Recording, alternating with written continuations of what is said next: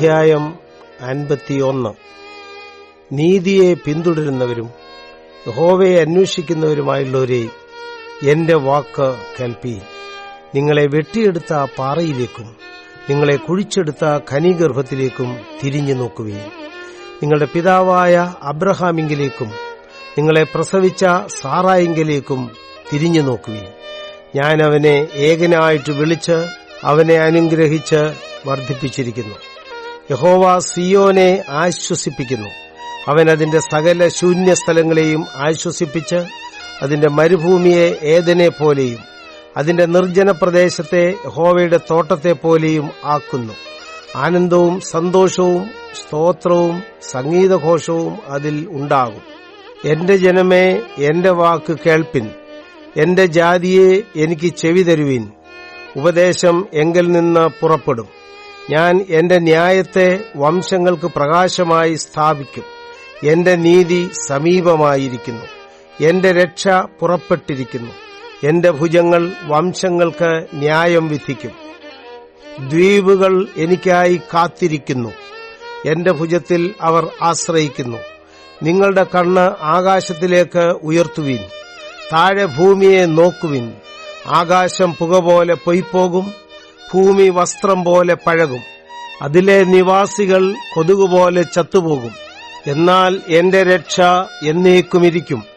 എന്റെ നീതിക്ക് നീക്കം വരികയുമില്ല. നീതിയെ അറിയുന്നവരും ഹൃദയത്തിൽ എന്റെ ന്യായപ്രമാണമുള്ള ജനവും ആയുള്ളവരെ, എന്റെ വാക്ക് കേൾപ്പിൻ. നിങ്ങൾ മനുഷ്യരുടെ നിന്ദയെ ഭയപ്പെടരുത്, അവരുടെ ദൂഷണങ്ങളെ പേടിക്കയും അരുത്. പുഴു അവരെ വസ്ത്രത്തെപ്പോലെ അരിച്ചുകളയും, കൃമി അവരെ കമ്പിളിയെപ്പോലെ തിന്നുകളയും. എന്നാൽ എന്റെ നീതി ശാശ്വതമായും എന്റെ രക്ഷ തലമുറ തലമുറയായും ഇരിക്കും. യഹോവയുടെ ഭുജമേ, ഉണരുക, ഉണരുക, ശക്തി ധരിച്ചുകൊള്ളുക. പൂർവകാലത്തും പണ്ടത്തെ തലമുറകളിലും എന്ന പോലെ ഉണരുക. രഹബിനെ വെട്ടി മഹാസർപ്പത്തെ കുത്തിക്കളഞ്ഞത് നീയല്ലയോ? സമുദ്രത്തെ വലിയ ആഴിയിലെ വെള്ളങ്ങളെ തന്നെ വറ്റിച്ചുകളയുകയും വീണ്ടെടുക്കപ്പെട്ടവർ കടന്നുപോകേണ്ടതിന് സമുദ്രത്തിന്റെ ആഴത്തെ വഴിയാക്കുകയും ചെയ്തത് നീയല്ലയോ? യഹോവയുടെ വിമുക്തന്മാർ ഉല്ലാസഘോഷത്തോടെ സിയോനിലേക്ക് മടങ്ങിവരും. നിത്യാനന്ദം അവരുടെ തലയിൽ ഉണ്ടായിരിക്കും. അവർ ആനന്ദവും സന്തോഷവും പ്രാപിക്കും. ദുഃഖവും ഞരക്കവും ഓടിപ്പോകും. ഞാൻ തന്നെ നിങ്ങളെ ആശ്വസിപ്പിക്കുന്നവൻ. എന്നാൽ മരിച്ചുപോകുന്ന മർത്യനെയും പുല്ലുപോലെ ആയിത്തീരുന്ന മനുഷ്യനെയും ഭയപ്പെടുവാൻ നീ ആർ?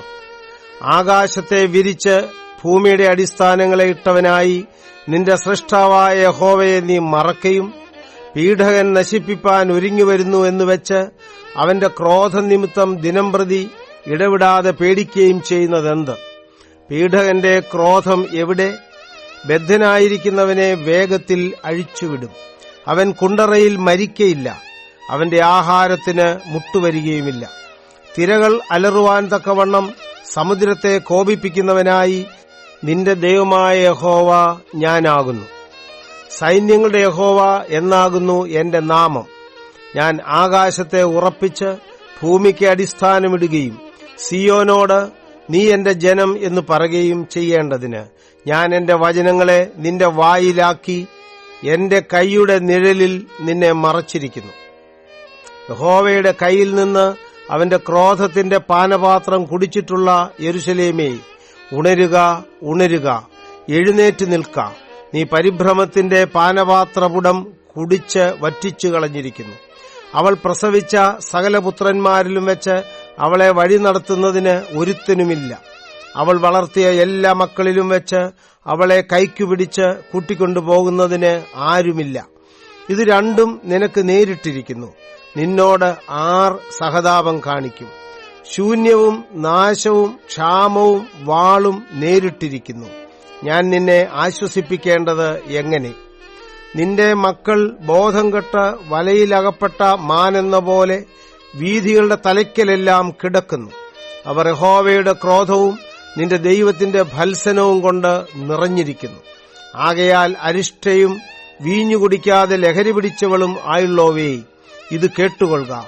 നിന്റെ കർത്താവായ യഹോവയും തന്റെ ജനത്തിന്റെ വ്യവഹാരം നടത്തുന്ന നിന്റെ ദൈവവുമായവൻ ഇപ്രകാരം അരുളിച്ചെയ്യുന്നു: ഞാൻ പരിഭ്രമത്തിന്റെ പാനപാത്രം, എന്റെ ക്രോധത്തിന്റെ പാനപാത്രപുടം തന്നെ നിന്റെ കയ്യിൽ നിന്നും എടുത്തുകളഞ്ഞിരിക്കുന്നു. ഇനി നീ അത് കുടിക്കയില്ല. നിന്നെ ക്ലേശിപ്പിക്കുന്നവരുടെ കയ്യിൽ ഞാൻ അത് കൊടുക്കും. അവർ നിന്നോട് കുനിയുക, ഞങ്ങൾ കടന്നുപോകട്ടെ എന്ന് പറഞ്ഞുവല്ലോ. അങ്ങനെ കടന്നുപോകുന്നവർക്ക് നീ നിന്റെ മുതുകിനെ നിലം പോലെയും തെരുവീതി പോലെയും ആക്കി വയ്ക്കേണ്ടി വന്നു.